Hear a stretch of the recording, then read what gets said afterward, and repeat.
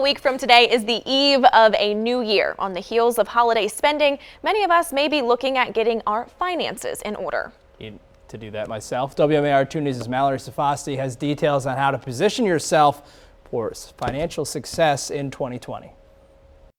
The new year is like a fresh start, and if you want to be better with your money, this accounting professor says to start with your debt. Financial success to me means really, it's not wealth, it's stability. It's the ability to know that I can handle an emergency if it comes up. For some, that may mean building an emergency fund and a savings account. But before you do, consider what you already owe. If you've paid off your debts and you have no savings, you're a lot better off than somebody with 7 grand in debt and 5 grand in savings. He says it's like being at zero rather than negative. From there, work on stashing away what you can or look at lines of credit. The emergency fund may be the ability to borrow.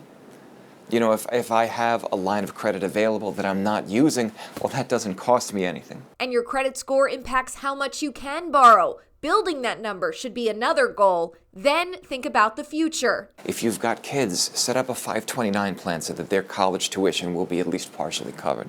Start putting more money toward your retirement.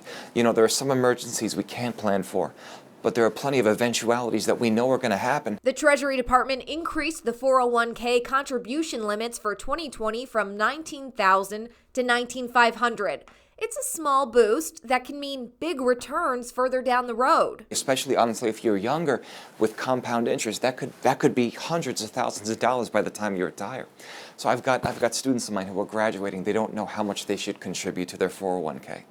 And I tell them, at least contribute what your employer will match. And it's tough to feel the pinch of that lost money, but psychologically, honestly, it's taken away before you get your paycheck.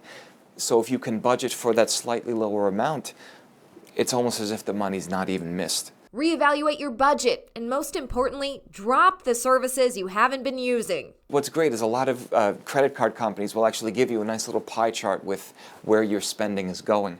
And if I see that I'm subscribed to 4 different video streaming services and really I use one maybe twice a year, it's a cost-benefit analysis kind of thing. And part of the calculation, so this time next year, you end up with more money and more stability. For WMAR 2 News, I'm Mallory Safasti.